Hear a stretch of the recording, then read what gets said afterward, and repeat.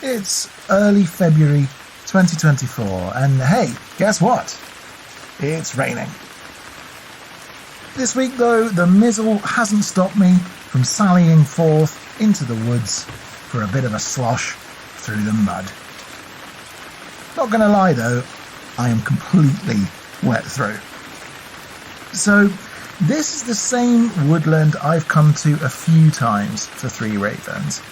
It's a little walk from our house, but it's fairly quiet and mad for wildflowers.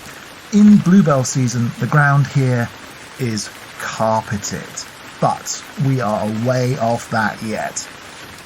In fact, at the moment, as we start to approach the end of our tour around England's 39 historic counties, it doesn't really feel like spring has sprung. There are hints, a few clutches of snowdrops here and there, but the trees are bare, their long fallen leaves rotting into stinking mulch, and the ground is absolutely waterlogged. It's a bit of a running joke that it rains a lot in England.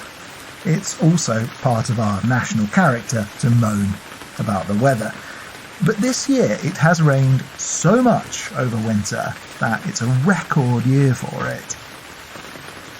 We have lots of means to counter this sort of thing. We build flood defences, use huge water pumps, dig drainage ditches. And yet, hundreds of years ago, when the rains came down and the air was thick with cold and mist, the sky was dark and floodwaters rose, threatening livelihoods, well, it's not surprising that people thought there were supernatural forces behind it all. Not surprising either that people tried to appease those forces, sometimes in ways that might make people today shiver in terror. And I'll tell you a secret. If you stand in the rain, deep in a wood, on your own, for any length of time, it starts to become increasingly easy to believe that you're being watched. To think that maybe, just maybe, there is something there, hidden behind a tree trunk or peering up from beneath a puddle's mirrored surface. With this thought in mind, gather close around the Three Ravens campfire and listen in. Welcome to the Three Ravens podcast. There were three ravens sat on a tree, down a down, hey down a down. They were as black as they might be with a down. One of them said to his mate, "Where shall we our breakfast take? With a down, derry, derry, derry, down, down." Hello and welcome to episode 36 of the Three Ravens podcast.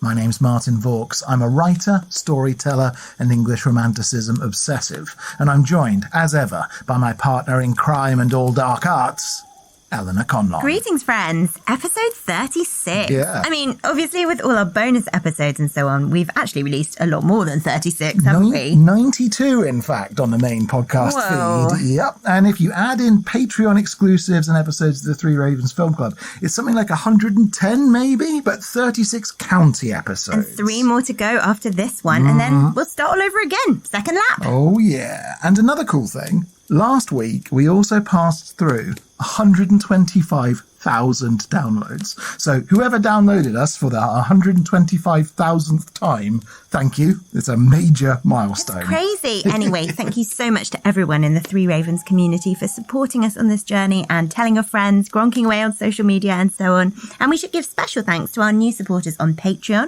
Charlotte, Fiona, Alison, Becky, Faye and Laura. All hail Charlotte, King of Patreon. All hail Fiona, King of Patreon. All hail Alison, King of Patreon. All hail Becky, King of Patreon. All hail Faye, King of Patreon. All hail Laura, King of Patreon. Thank you so much to all 6 of you. We've said it before and we'll say it again. Your support means the world to us. And the more people we have supporting us on Patreon and listening in general, the more things we can do. Yes. And in terms of Patreon exclusives, on Thursday we have our new Patreon exclusive episode for the month, which is all about the white stag in folklore. So we're talking Celtic mythology, Arthurian myth, bits of history and heraldry, and I'm telling a brand new story. So that should be fun. That's in addition, by the way, to our normal Thursday Dying Arts episode, where I'm going to be talking about traditional basket and trug making. Oh, yeah. And before that, we've got another bonus episode coming out on Valentine's Day. Yeah, that's right. We're releasing a Valentine's Day special on Wednesday on the main feed, chatting about folk traditions, romance, and some darker aspects to Valentine's Day, actually. Again, a new story from me coming there. So a 4-episode week. What are we doing? Well, you're writing lots of stories and also editing podcasts in the middle of the night, as is your want. Very true.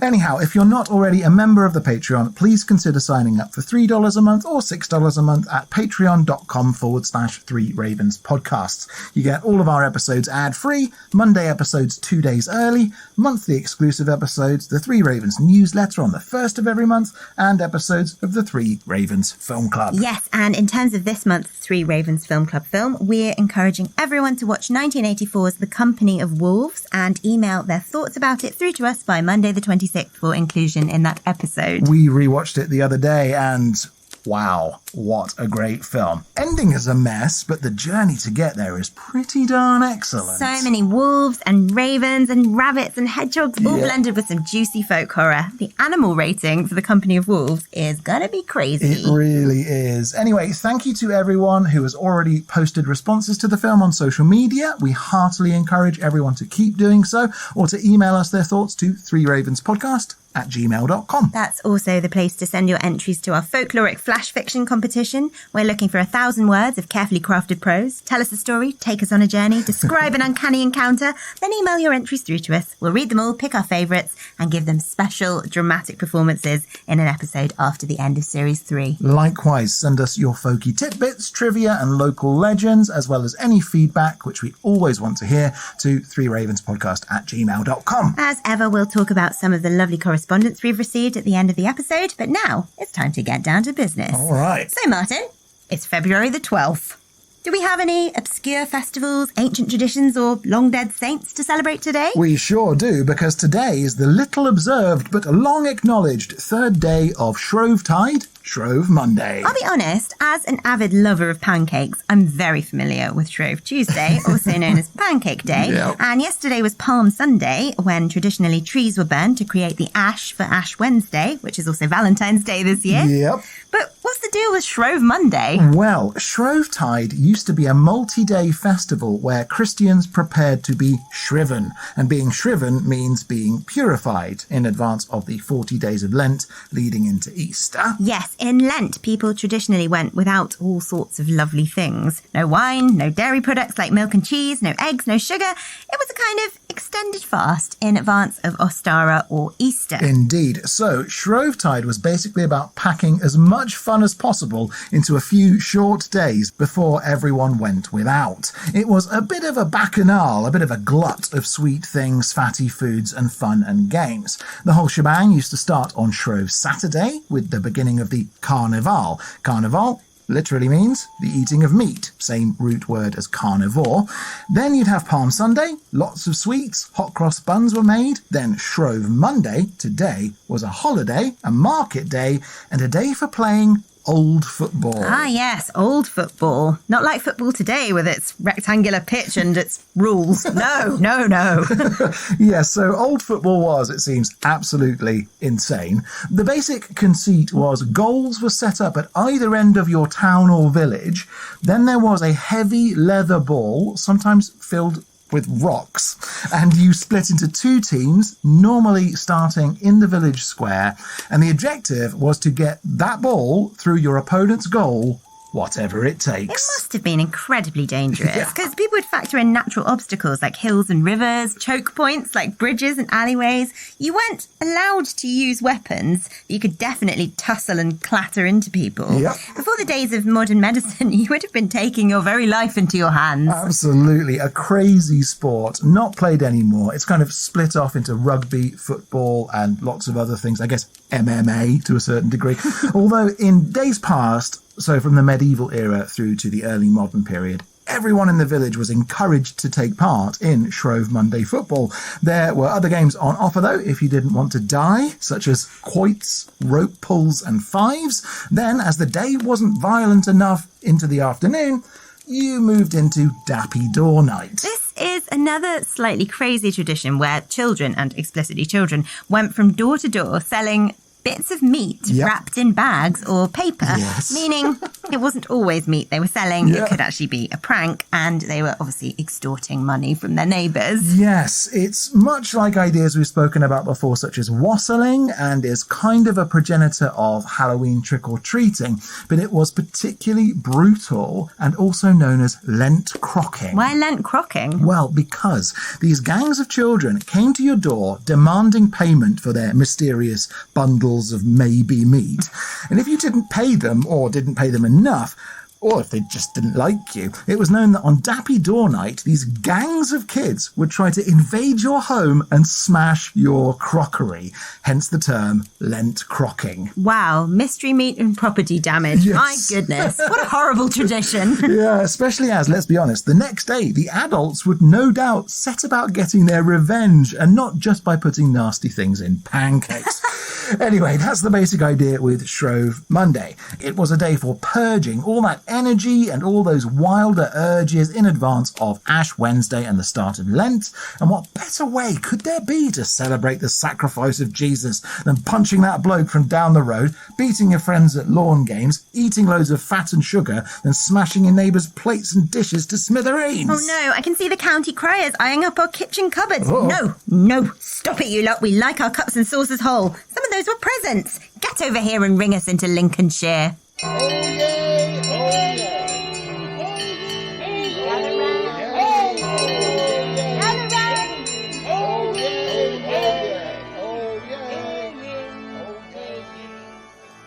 The historic county of Lincolnshire is located in England's East Midlands. It's bordered by the North Sea to the east, Norfolk, Cambridgeshire, Northamptonshire and Rutland to the south, Leicestershire and Nottinghamshire to the west, and Yorkshire to the northwest and north. As ever, there's a map showing its precise location in England and expanded information about the things we're going to talk about today on the blog at threeravenspodcast.com. So I was counting as you were speaking there, and I think you said Lincolnshire is bordered by 7 other counties and the sea. Yes. That's a lot. Yeah, it is a lot. And that's partly because Lincolnshire is so big. In fact, its expansive borders make it England's second largest historic county after Yorkshire. Yorkshire is over 3.6 million acres. Lincolnshire, 1.6 million acres. And in third place, because I know you're going to ask, it's Devon, also with 1.6 million acres, but Lincolnshire is bigger than Devon by just under 30,000 acres, so around 100 square kilometres. Oh, I actually had no idea it was that big. I don't know a great deal about Lincolnshire. I know there's a cathedral at Lincoln. I have had one flying visit to Lincolnshire. Yes, you did where a I show literally there. drove up, did a gig, drove home. Didn't really see any sights, so can't really be counted. Yes, well, Lincoln Cathedral is an awesome place. And of course, you did mention at the end of last week's episode, Lincolnshire sausages are very famous. They are. Every English supermarket will sell you 3 types of sausages, one plain and boring one, then Cumberland sausages, my favourites, as discussed on our Cumberland episode back in Series 2, and the noble Lincolnshire sausage, which is also quite delicious. And to get it out the way early, what distinguishes the Lincolnshire sausage from every other kind of sausage in the world? One specific ingredient, and that is sage. Sometimes other herbs are folded into the mix, including parsley and thyme.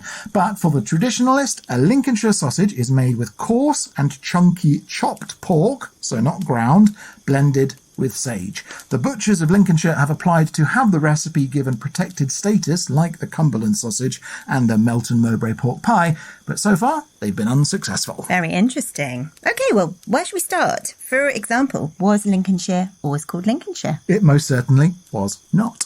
Our earliest records of Lincolnshire actually see the county called Lindsey. That's what it's known as in the Domesday Book, with the word Lindsey meaning, in Old English, sea islands. And this is because for the longest time much of Lincolnshire was very boggy, with lots of little juts of land and islands standing proud of tons and tons of rivers, marshes and fens. Well, we know from our Cambridgeshire episode that fens and bogs were seen as sacred places for the early Celts, so that suggests Lincolnshire was a particularly magical place. It definitely was. The Kingdom of Lindsey, as it was known, was one of the very first places settled by the Anglo-Saxons, but it was a highly contested area, fought over by Mercia to the west and Northumbria to the north. And one of the most interesting things about Lincolnshire is the very high number of ancient Celtic place names that still survive to this day. That's pretty cool. So what kind of places are we talking about? Well, the Holy Isle of Lindisfarne gets its name from the Kingdom of Lindsey, with holy peoples having fled the wars in Lindsey to found Lindisfarne.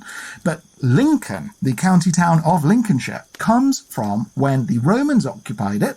They conquered it, connected it to their road network, both on the Fosse Way from Exeter in Devon up to Bath, Cirencester, Leicester, and on to Lindsey, which they called Lundum Colonia. They also connected it to Ermine Street, the Roman road to London. So between all that and its access to the sea and utility as a shipping location, it became a major port, one of the most important cities in all of Roman England, and its name, Linden Colonia, eventually got shortened to Lindcoln and then Lincoln. Wow, okay, so it was rich, connected, sacred. There's a lot going on here. Yep. And how far back does Lincoln date? So we know there were people living there BC, at least 12,000 years ago. There was a mass grave found near Washingborough containing 150 skeletons and thousands of stone tools buried as grave goods.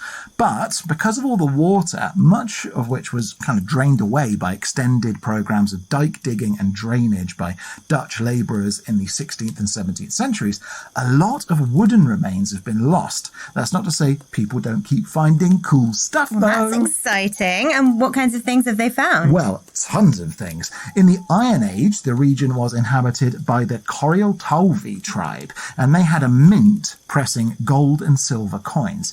We've subsequently found them all over England and Wales, and in 2016 at Barnetby le Wold in Lincolnshire, an ancient copper Corioltalvi statue was unearthed of a woman riding a bull holding a mirror. Nobody knows who or what she's meant to represent, but all of this does suggest quite a bit of wealth flowing in and out of Lincolnshire through the Iron Age and into the Roman occupation. So do we think its wealth comes from it being so wet and watery? In essence, yes. We've talked a lot about water being sacred, so you can imagine Lincolnshire being this kind of waterlogged place, very close to the other world, extremely easy to trade with as well. Even now, there's tons of rivers crisscrossing the county, including the Witham, the Lym, the Race, the Ancum, the Nene, the Brant, the Trent. On and on they go. This made it very appealing to the Vikings, who again invaded, set up shop and continued minting coins. So the region continued to be contested right up through into the Norman invasion, and we have some extremely cool artifacts discovered from what people tend to call the Dark Ages. This is very exciting. What kind of things? Well, one very cool example is a solid gold Viking brooch shaped like Thor's hammer Mjolnir. This was found in Spilsby in 2013. It's on display at the British Museum, and that is from the 9th or 10th century. Outstanding. Earlier than that, we have the very famous Witham Shield. This was found in the River Witham in 1826, dating from the 4th century. It's generally agreed to be one of the finest surviving examples of Celtic art ever found. It's a tall shield made of bronze. It used to have more jewels inlaid into its design than it has today. But can you imagine facing down a king with a tall shield of polished bronze glinting in the sun? It would have seemed completely magical and genuinely scary. Oh, I mean, as a battle tactic, it would have seemed terrifying, wouldn't it? You just take one look and go, all right, lads, clearly these marsh people are wizards. I suggest we turn around, find a nice spot for a cup of tea and a piece of cake, and then we'll go and invade somebody else. Yes, well, there's also one last one. A rather saucy Roman knife handle that survives today. It's worth saying almost all of these items and many hundreds more are on display at the Lincoln Museum, which is an amazing place. If you can go, do go. But this knife handle, it shows two men on either side of the handle and then a lady in between those two men. And, well, let's just say it looks like everyone involved is having a very nice time.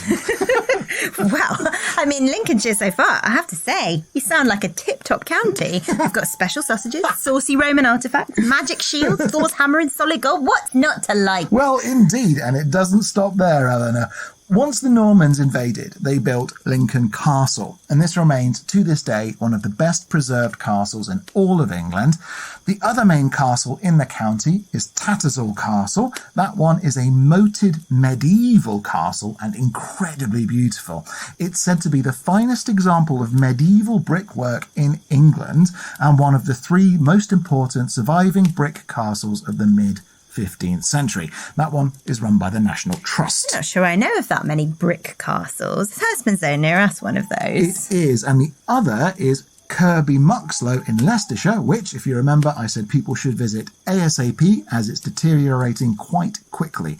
As for Lincolnshire, though, through the Normans, the county booms, making lots of money through wool and agricultural trade. In particular, you get two famous kinds of Lincoln cloth, Lincoln Scarlet and Lincoln Green, with Lincoln Green being the specific kind of cloth worn by legendary English outlaw Robin Hood. Oh, wow. Well, Lincoln has yet more claims to fame. It does. And you've got to wonder if Will Scarlet comes from the Lincoln Scarlet as well. Quite interesting. Now, to return to the cathedral, its oldest parts date from 1072. Much of it fell down in an earthquake in 1185, but it was improved and expanded due to all this wealth in the county. By 1311, it was the tallest building in the world. Taller than the pyramids of Giza, although, alas, the spire collapsed in 1581 and was never rebuilt. Still, it's an amazing place, like Lincoln in general. It has tons of ancient features, carvings, art. It houses one of the 4 remaining copies of the Magna Carta, and it also has its own funky little nugget of folklore. Go on. Okay, well, it's said that in the 13th century, the devil sent a series of imps to cause chaos all across England's northern counties. This they did, by all measures, with Lincoln's economy declining during this period.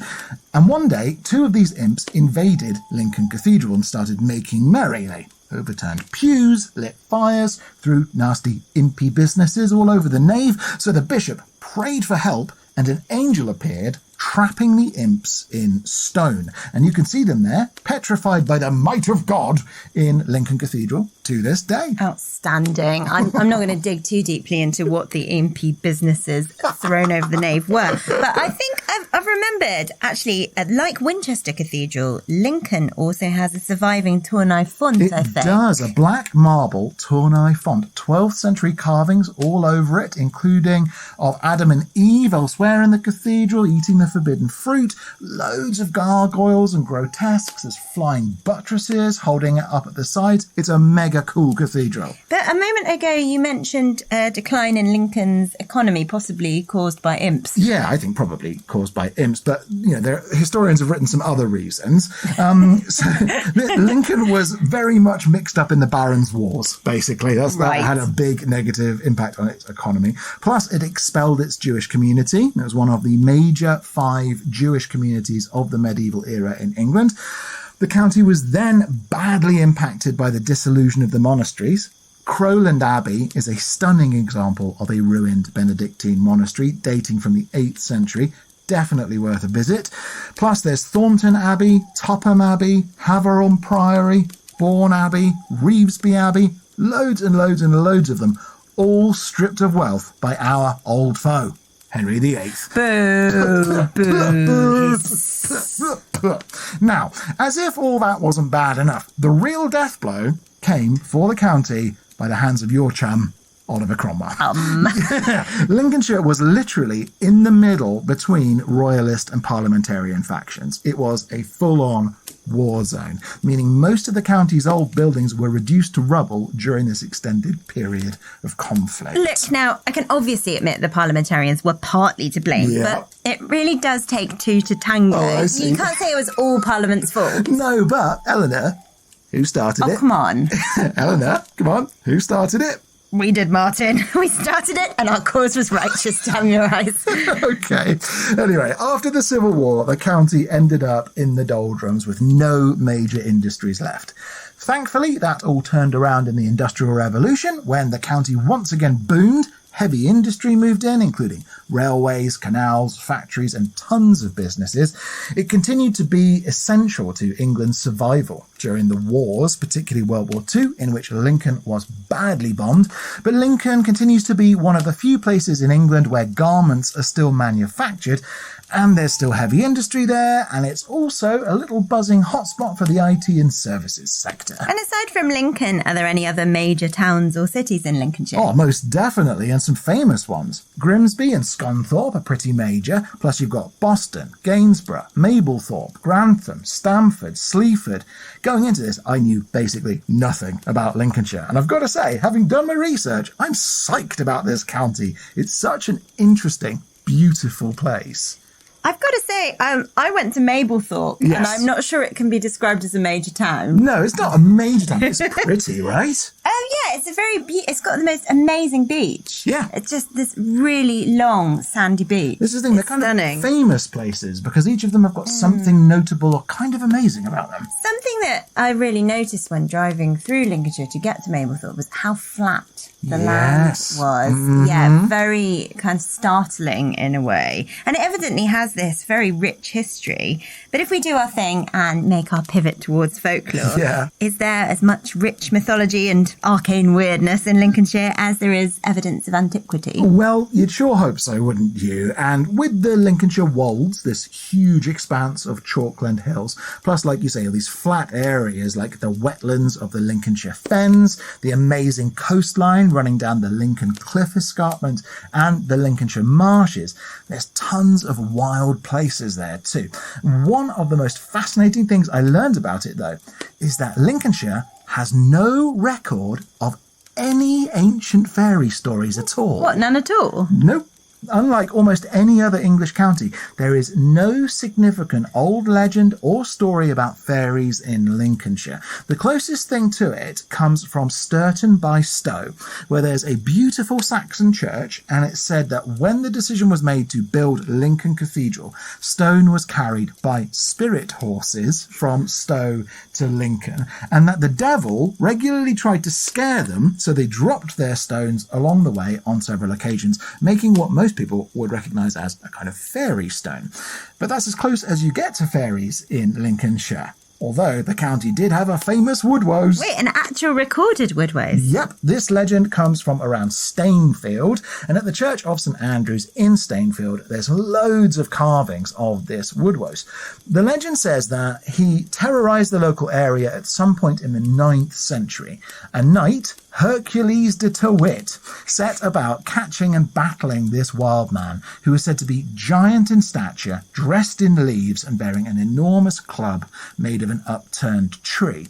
It said the fight was long and hard, but that Hercules eventually stabbed the woodwose through the heart, and that it bled so much and for so long that the ground for miles around was stained red, and for that reason the village Terwit built there was called Stainfield. I love that idea. What a brilliant story. Stainfield. Yep, blood-stained Stainfield.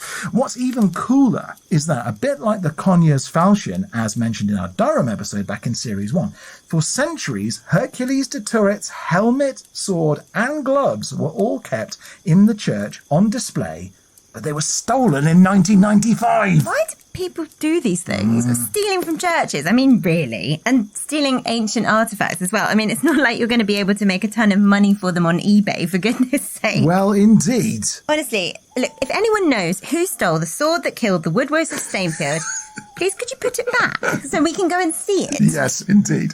Now, animals-wise, there's a famous shortcut in the fields across the angles of a bend in the river between Burringham and Althorpe. And for centuries, this spot was called the Common Piece. And the Common Piece was haunted by a large white cat as big as a pig. And it's said that this pig-sized spirit cat always crossed the road to get away from people, then went through a gap in the river's banks, swam across the river until the Common Piece was empty, and then it would swim back over. That's so strange. Yep. A sort of large, nervous ghost cat. Yes. I mean, who's to question what it's doing? And it's definitely not going to tell you. No, definitely not. And Lincolnshire, of course, has its own black dog as well, imaginatively called the Black Dog of Lincolnshire. Oh, original. Now, rather than a demon dog, this one is said to be benevolent, though as big as a calf. It's black with huge glowing lamp-like eyes. It's also said to appear to solitary walkers at night all over the county, and that though people might be scared of its appearance, it actually likes to walk alongside them, lighting their way before disappearing. There are tons of recorded sightings, some as late as in the 1930s, and compared to many of the black dogs and shucks we've encountered, the Black Dog of Lincolnshire seems to maybe be the best recorded of the lot. I mean, that is clearly most wonderful news, because we love a spectral hound on Three Ravens, yes. But interesting that it's both super friendly and seen so often. Lincolnshire, where your wonders never cease. Well, certainly not for a while yet, as on the darker side of things, there's a famous abandoned Grade 1 listed church near Louth, St Botolph's. Named after the Suffolk saint who expelled the marsh demons of Icon. Indeed, Series 1, Episode 13. But anyway, St Botolph at Skidbrook is more generally known by another name.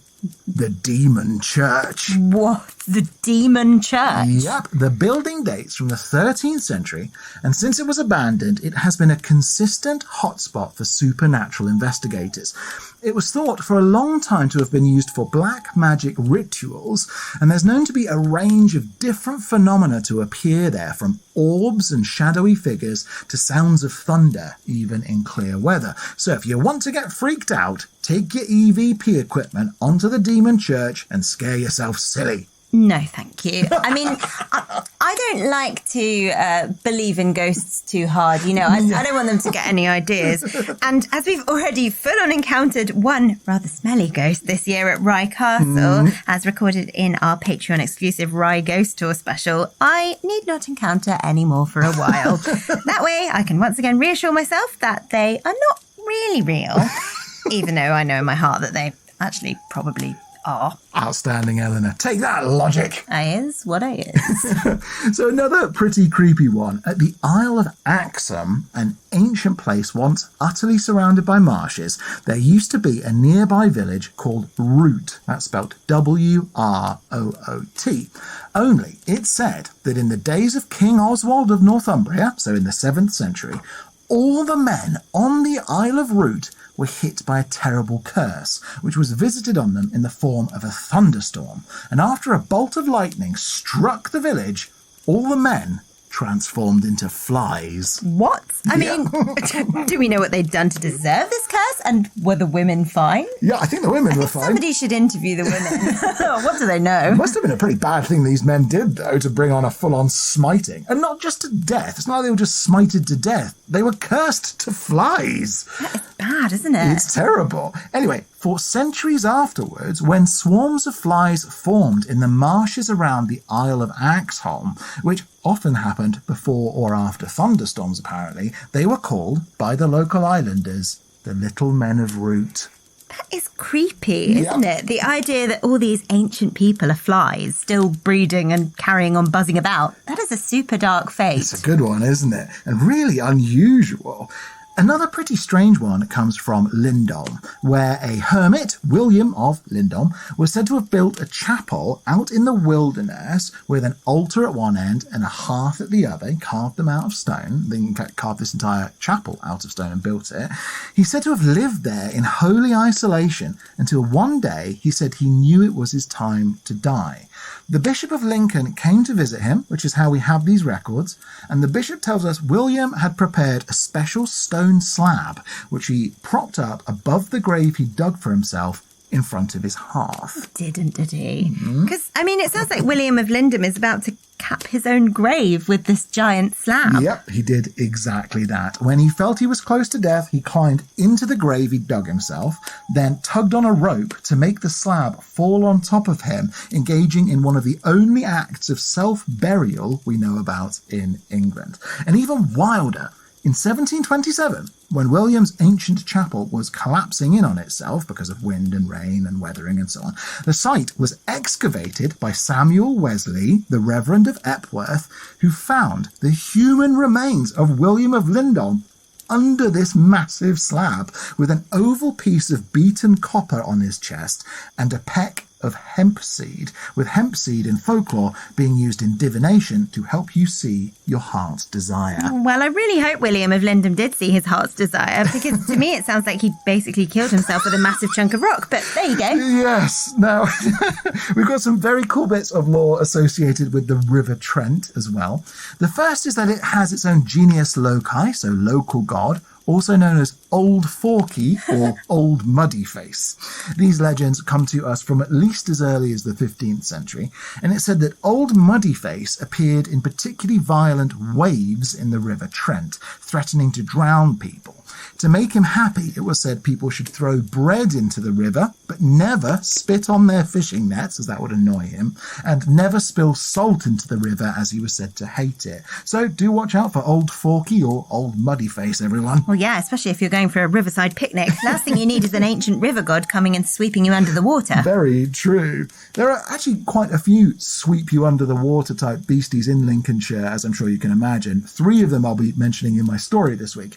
But before I go, brace yourself, Eleanor, because Lincolnshire also has its own Selkie legend. You're joking. This is so rare. An English Selkie. Yep. Her name was Jenny Hearn. She was known to appear both as a beautiful woman and as a seal, or sometimes as a woman with a seal's face or a seal with a woman's face. This was obviously where the River Trent flows out into the sea, and it's said that Jenny Hearn was very, very small, and that she kept a boat between Wildsworth and Ouston Ferry, and that sometimes she was seen paddling about in it, causing chaos for local sailors and fishermen. They also used to say that sometimes they'd hear her knocking on the bottom side of their boats, and they knew they were in trouble if that happened.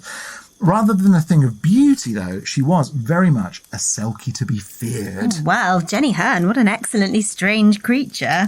And for more on Selkies, of course, do listen to our Three Ravens Bestiary episode from last month, which is all about them. Now, though, it's story time. My tale this week is called The Tiddyman of Ancombe Vale, and I'll start spinning my yarn right after this.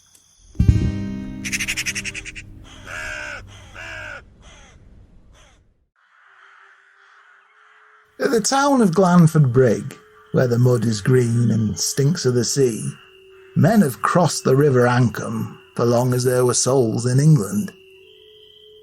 It's said the first boats made there was stitched, oak tree boards darned together with needle and thread.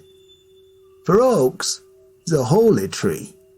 When one grows a catkin beard like a wise old king, its flesh is supple enough to be sewn, boards tacked with goat willow thread, yet strong enough to keep out the wet. Not to mention the darker things that dwell below the waves, if they ever come knocking on the hull.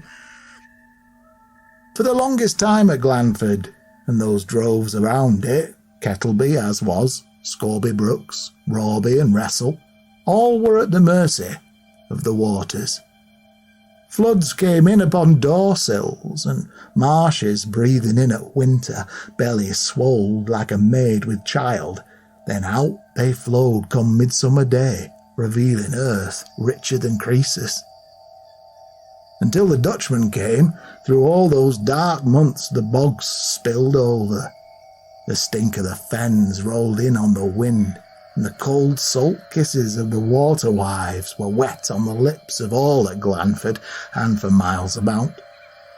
So, to get around, most went by on boats, oak boats and elder, seeing kin and making trades, staying inland, though away from the ruins of Thornton Abbey, where the restless shade of Thomas de Grantham, 14th abbot and wizard as he was, speaks silent word of his lost black arts to this day, though dead many 100 year.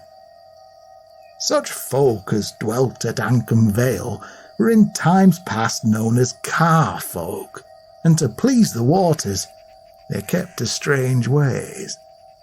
For in the fens come winter, where mists rose up by night thick enough to clutch your tongue, and lapwings peeped, the mud was yare enough to stand and reach to grasp a man and pull him under.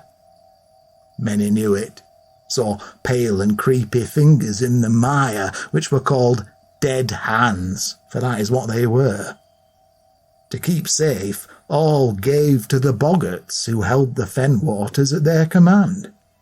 Gifts to the dead hands of chicken eggs and fish, and bone things to the water wives, and to their husbands, those that some called greencoaties and some called yarthkins, all manner of delights.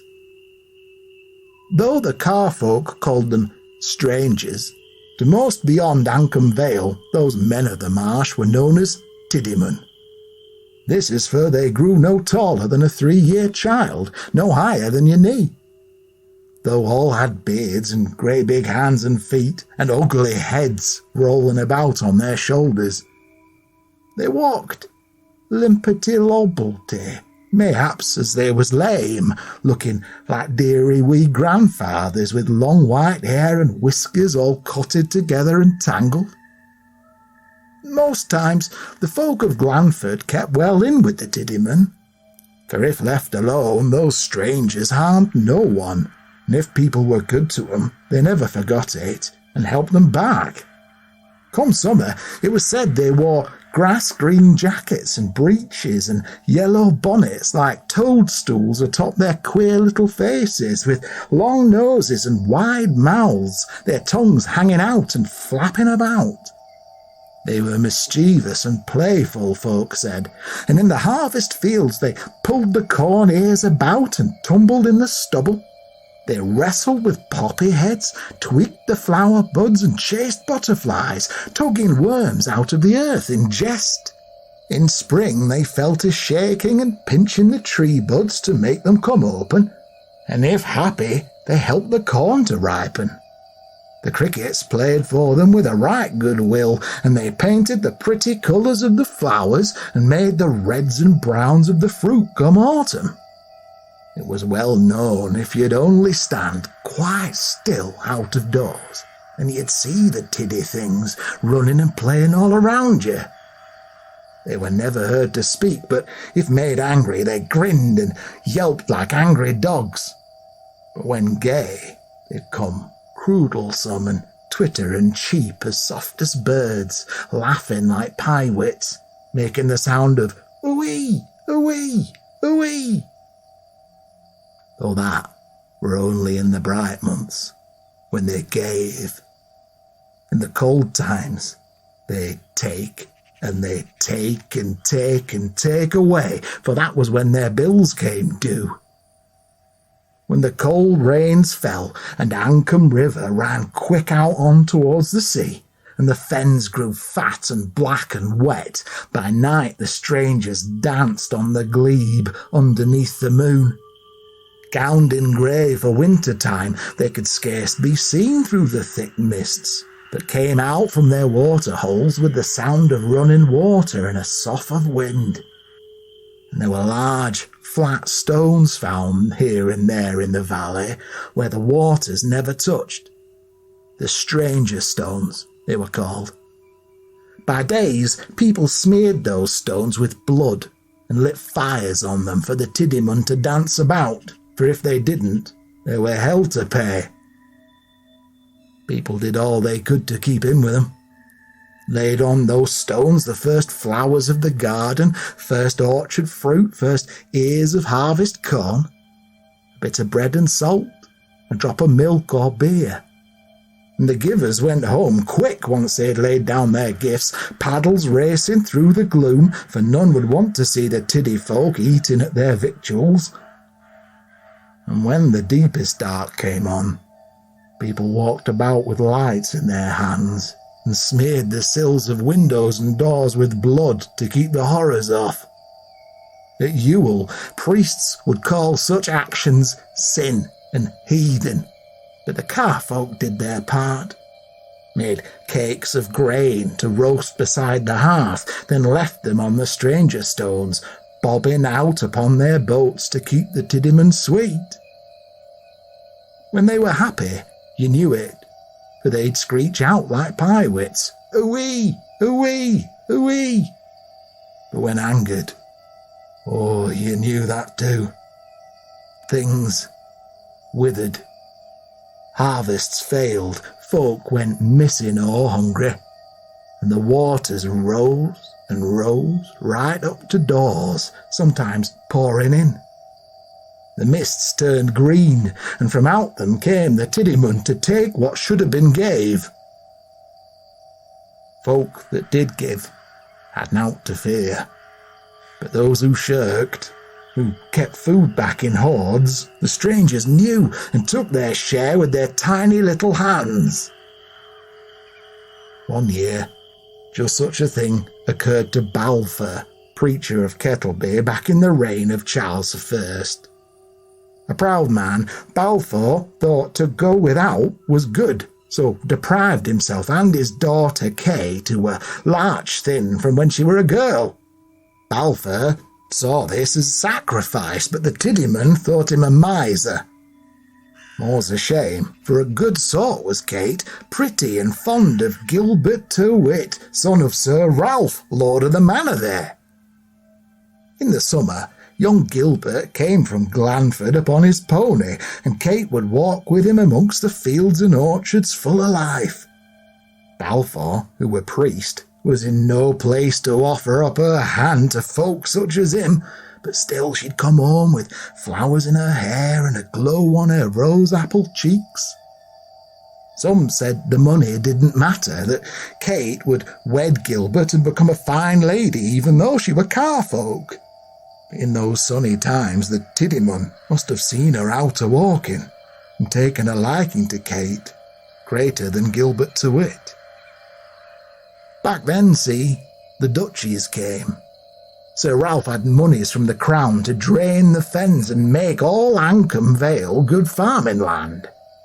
So the Dutchmen dug out dikes and drained the fens, and the greencoaties, well, they hated that. They spat and braved and wanted more and more from people laid upon their stones. And though Dutchmen disappeared, pulled beneath the mire, more were sent, and the work carried on, with Balfour blessing the duchies at their work. More though, Balfour, well, he never gave. He thought the strangers outside God, not knowing the Bible and born of Cain. So, one winter, with the waters up, the bog spilled into Balfour's home, and the strangers came and snatched young Kate, taking her away beneath the mud. Once Kate were took, Balfour aged right quick. His hair turned white and eyes pale blue, out staring like he saw a ghost. And Gilbert, course, without his Kate to walk with and canoodle by the fire, he came no more to Kettleby from Glanford on his pony, and the girl was never spoke of, save for when folk whispered she was taken by the Yarthkins and eaten in the mist. In winter, no work was done by the duchies. They kept to their camps and spoke their foreign tongue, and if we speak the truth, the car folk all despised them. Like oil and water, the fen folk and the Dutch stayed well apart, and through the dark months when the Tiddyman went hungry, all who knew their ways feared spring, while the duchies gave not a fig. Years passed in this way, and things got worse and worse. Cattle died, no crops would grow, and the green mists came, claiming old and young. But the king's gold were good, so the networks of dikes were dug summer after summer, though little did folk know that Kate, though took, were far from dead. Instead, she were beneath the earth, down deep below the still green water within the strangers' caves. To them, you see, Kate Balfour was much as like a jewel. Bright and shimmering, her white skin was as moonbeams, and she were a treasure to 'em. Not wicked and tantrumy like their water wives, she was a giant to them too. Tiddy as they were, they clambered up all on her, round her legs and in her hair, tying it in elf locks full of curses far too dangerous to lift. They knew not their strength, and hurt her with their graspings, their twistings and their pokes, but her voice was pleasing to 'em, so she would sing 'em lullabies and make 'em calm. And she washed their tiddy clothes ready for spring, and cooked the things the carfolk left upon the rocks, lighting little fires in their caves and living with the Yarthkins down below. Within the dark and wet, away Kate's clothes did rot. She was never seen by men, so felt no shame, dressed up in muck and slime such as it clung upon her. Moss grew on throughout her hair, and tree roots curled about her here and there. In summer she wished to go and walk beneath the sun, to see Gilbert and her father too before he died. Yet the Tiddyman kept her hid, so her eyes came all but blind in the dark. And where the tiddy hands and fingers touched her and moved her this way or that as pleased them, she lost her ways to care. And she never laughed, even when the strangers did, cheeping and twittering, ooey, ooey, ooey. As time went by, of course, Sir Ralph saw to it that Gilbert wed, marrying a maid from Goole, and the duchies dug and dug, so the land grew dry and hard, but the Dutchman watched amazed as the carfolk went about the fields and offered water to the four corners, singing to the Yarthkins, "Tiddyman without a name," they sang, "here's water for thee, take the spell undone." But it was of no matter. The Tiddymen were bold as brass. Children withered and died, and food was scarce. Seeking help from God, the people stoned the wall-eyed witch from Gorby out of the marketplace and ducked Sally of Wadham in a pond until she nearly died. They said "Our Father" backwards and spat to the east to keep the Todd Lowry pranks off, but it was of no use. This was as, you see, the strangers would no longer give to 'em, but only take. Their water wives had drained away, and their dead hands turned to bitter sod from which no life would spring. Beside this, the Tiddyman's powers were for naught good, or so it seemed, until one day a duchy captain named Egbert Bass did a cunning thing. See, through all the years Egbert saw to Balfour's wants. The priest came, ragged and half-starved, and blessed the men at work. So the duchies fed him meat and potatoes and fine things, hot and rich and holy in their way. And the priest prayed on over the Dutchman's work, so Egbert learned the old man's language, enough at least to understand the sadness in his heart. So he wished to help him, and when winter came once more, shivery-like, with skirls of bitter wind and water, Egbert waited out one night, hidden by a stranger's stone, a long, dark musket on his back, a fire burning beside a pile of gist. Afore long, out came a Tiddyman, gowned in grey. He was, the Dutchman saw, no bigger than a child of 3, just like old Balfour said. He'd come up darkling with the mist, creeping, limpety-lopplety, his long white beard and hair glinting in the fire's light. And Egbert watched as he gathered up the sausage meats and hams, dancing a leaping jig, laughing like a pie-wit, a-wee, a-wee, a-wee. Though right amazed, Egbert did not take his musket up and shoot the stranger dead. Rather, he watched it moving off, back down into a waterhole. And then he blew a whistle, called his men, and that's where his team of Dutchies did start to dig. It took 'em time, of course, for the Yartkin caves ran deep, but on and on they worked through sun-up and across the day, until, all of a sudden, there broke out the awfulest wailing and whimpering all about them. It was a sound like a lot of crying babies, sobbing as if their hearts would break. Like lost children, the Tiddymen reached up with their little hands, cheeping with their cold lips, for the Dutchies had broken through into their deepest grotto. And there they saw, covered in the tiddy beasts, a thing most of the Dutchmen thought was their mother. A strange fiend they spied, not so unlike a pretty maid, clad in naught but mud and moss and roots. And as the winter sun fell upon her, she wept, for the brightness caused her pain, and she shrank from it in terror. Though the Dutchies sought to shoot her dead, Egbert Bass bade them not. Rather, he took out his sabre, shaking it and prodding till the Tiddyman left off.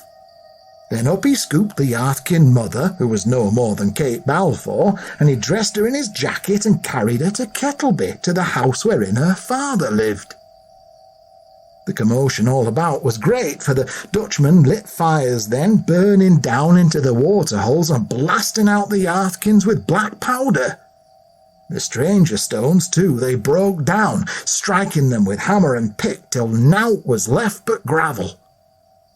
Wild as this day was, wilder still were the faces of the people who saw Kate Balfour, as she was that day, come back from the dead, or so it seemed, tangled up in mud and roots, brought home by Egbert to Balfour's cottage. Alas for Kate, as when her father saw her, his pale heart gave out. Old as he was, he fell flat upon his back and died, so she never did see him alive again. But Egbert watched as she made her way about the place where she had grown, crawling on hands and knees. She touched over her father's form, then held and sniffed at all the items in the place, creeping into the corners of the cottage and weeping, for she'd returned, ever changed, to a half-forgotten land. For days Egbert Bass stayed with her, sat near or just outside the door, and Kate washed herself clean in hot water he fetched her, but none of her old clothes fit, in spite of her father having kept them in a heavy trunk, so Egbert sent his men to Lincoln and brought her back linen and lace, thread and wool, and the folk of Kettleby gathered around in clumps, waiting and waiting until she reappeared. This she did, dressed in a new gown of her own making. Her sight was never good again, but she told the Carr folk of her time beneath the ground, living with the Tiddymen. And Egbert listened too, in spite of all the fen dwellers making it clear they sought him gone. Few gave her tale much credence, but word reached Gilbert to wit, and he rode by from Kettleby Hall, bearing witness to Kate Balfour as she was then, years older and stranger than ever she had been. It said Gilbert wept on seeing her, for she was so beautiful, but not for him. As for Kate, whose heart was broken long ago, the sight of Gilbert was of no great import.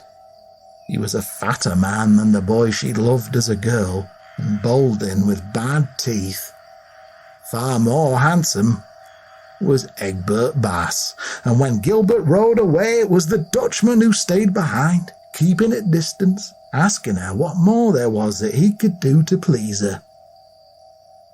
With her father buried, and the people of Glanford Brig, Kettleby, Scorby Brooks, and all about observing her with suspicion like some strange being not of the earth, Kate thought at last of what she sought from Egbert Bass. This was, in time, to be his wife. and to travel with him far away to Holland, where life might begin for the pair of them anew.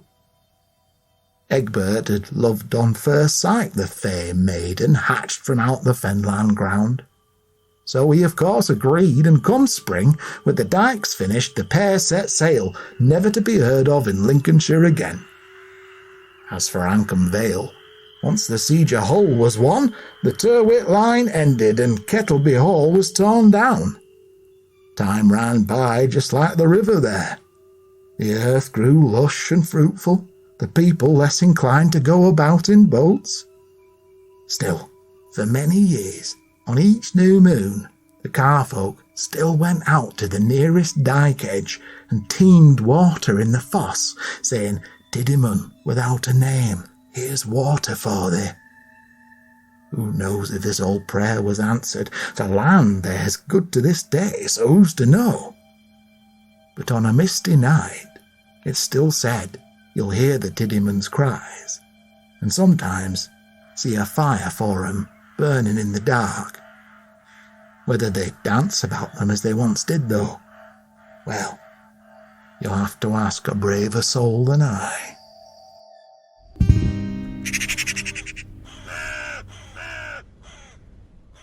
Wow, Martin, I've never come across Tiddyman. Are they a specifically Lincolnshire phenomenon? As far as I can tell, yes, and quite widely and deeply reported. So and really quite unusual, Yeah. actually. I mean, they've got some things in common with other kind of fairy folk, but not a lot. yeah, the kind of gnomey goblin Like type creature. hobgoblin, yeah, type creature, but very interesting. Living in water holes beneath the marsh. That's super weird. and Yes, creepy. it is quite creepy, and one feels their intentions may not be correct. No, true. And poor Kate being abducted by them and basically becoming a sort of tiddy person herself. Yeah, so in the story, I combined lots of other smaller folk tales and incidents into one. But I have to say, Kate Balfour was an entire creation of mine. There's no evidence of her. But is it true that the Dutch attempted to drain the fens completely? Oh, yeah, that was their job. That's what they were employed to do. Oh, So wow. the Crown under Charles I were employed to turn the whole thing into arable land, to make it farmable. And so, yeah, they set about a systematic process of clearing the area. There were these stranger stones there. They were painted with blood. Food was left for the Tiddymen. All of these rites, different times a year. And, they blew them all up and destroyed them. Oh, boy. Yeah. And the Tiddymen were not very happy about that. And I bet actually the local people were not super happy about that. No, they apparently hated the Dutchmen who were there. So that's really there was a interesting. real kind of like racism and discrimination and a resentment about the old ways being forcibly removed. Yeah. Although you think, more arable land would mean more money flowing into the area Yeah, than but just unused fens. what's curious is that in the interim, it seemed there was loads and loads of disease, which people considered to be omens. Ah, So it definitely the actually Tiddymen. was really, really controversial, basically. Yeah. Oh, super interesting. It's got this sort of political bent to it as well as a very fantastical Yeah, historical otherworld. politics. Yes, with an otherworldly fen barrow. Yeah, although I can't imagine anyone would much fancy being dragged under the water by creepy old men goblins and then sort of forced to do whatever they want you to. No, it sounds extremely unfun. Yeah, that was what I was going for. Thank goodness the brave Dutchman came along at the end and saved her. Oh, fantastic. So then, Eleanor, should we talk correspondence? Yes, please. Okie dokes. Well, no new reviews this week, so please, dear listener, if you haven't already done so, do hop onto iTunes or Apple Podcasts and write us one. We will read it out. And likewise, wherever you listen, please give us a thumbs up or drop some stars. It really does help other people to find us. On Spotify, we did have a comment on last week's Wiltshire episode from Liz, who wrote, "Really interesting episode. I've lived in Wiltshire for nearly 20 years and haven't heard of several of those tales, only the Moonraker story. Great story from Eleanor too." Oh, that's nice. Thanks, Liz. Lots of nice things have come through about that episode and your story, in fact, including messages and comments from Rachel, Libby, Helen and Charles. We also, off the back of the episode, had tons of wonderful responses to our social media posts about poor old St. Agatha. Oh, no, poor Thanks St. to Agatha. everyone who helped that one go a little bit viral. Of particular note was the message from Gary, who wrote about Wiltshire. Just finished the Wiltshire episode. Amazing, by the way. Thanks, Gary. He continues, I was in Salisbury for 2 days last week, and anyone thinking of going must visit the Haunch of Venison pub.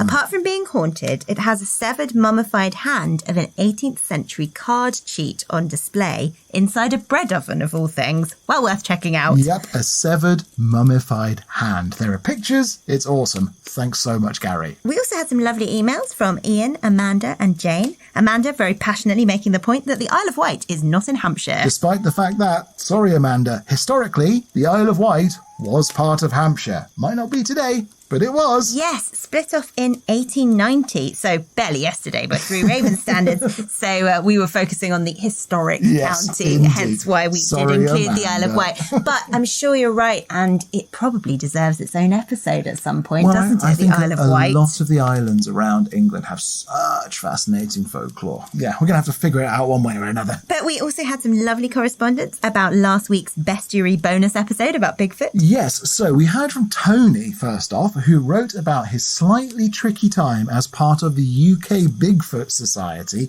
who, alas, weren't quite as open to scepticism on some of their claims as Tony may have been. He was swiftly sent packing back into the wilderness to commune with the other wild men.